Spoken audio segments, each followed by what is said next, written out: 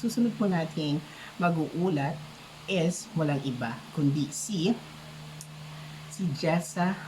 Jezebel or Jessa Argoncillo. Jessa, please take it away. Afternoon, everyone. I'm Jezebel Argoncillo, and chapter 7, today we're going to talk about planning. So the planning, the link between assessment and intervention planning process translate the content of assessment into a goal statement that describe the desired result, and it also concerned with identifying the means to reach the goals. In the planning stage, of social worker begins working with the client. Planning is ascertaining prior to what to do and how to do. So involves the community in the government groups in the organizations working together in collaboration to address the critical social issues facing a community.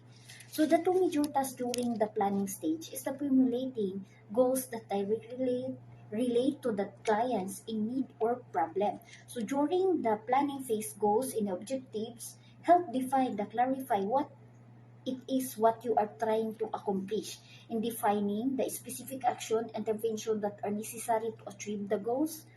Ito ay pagtukoy ng mga tukoy na intervention na pagkilos na kinakailangan upang makamit ang mga layunin. So ang goals is the term interim goals, intermediate goals, objective refers to the specific short-term goals which facilitate the achievement to the long-term or overall goals. So intermediate term goals, these goals are executed over a period of 1 to 5 years. Example of intermediate goals are buying or replacing your car, paying off your unsecured debts, and or saving an amount towards down payment of your home. And the short-term goal is something you want to do in the near future. So the long-term goal is a goal you want to accomplish in the future. And the interim goals place us to path to achieve our ultimate goal. So next, the plans, the jointly made by the worker and the client helping plan or action plan or intervention plan. So, ay isang programa ng intervention, halimbawa ng intervention sa include building relationship, adapting the environment, define the outcome carefully, plan your intervention, make sure you're monitoring progress. So, next, units of attention, intervention, or action, helping plan goals for an identification on other persons who, in addition to client, to be given attention because they are involved in the situation and work with them in essential to goal attainment. Ito ay mga system na focus aktibidad ng pagbabago. Yan po ang units of attention.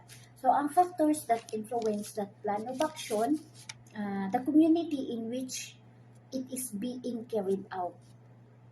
Ang pamayanan kung saan ito ay sinasagawa, mga halimbawa, housing project, mga livelihood, educational assistance, medical assistance, and number 2, the agency sanctioning the plan, ang hensya ng nangasiwa sa plano. Halimbawa, ang Department of Social Worker and Development or DSWD.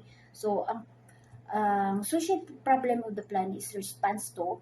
A social problem is a condition of behavior that has negative consequences for large numbers of people. And the social worker involved in the plan. The social worker nakasangkot sa plano upang magbigay ng mga serbisyong panlipunan.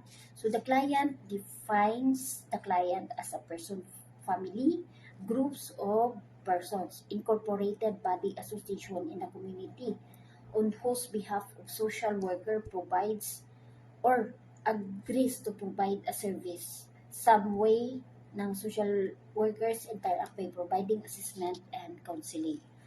So next, the helping concept after having a work together and assessment in action planning.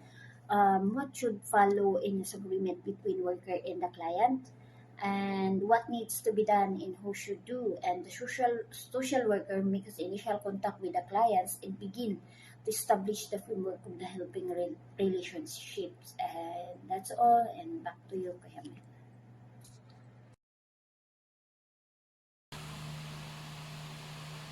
Thank you so much naman dyan, Jezebel. Argon Celio. Gulat kayo, no? Di ba? Hindi niya in-expect yun.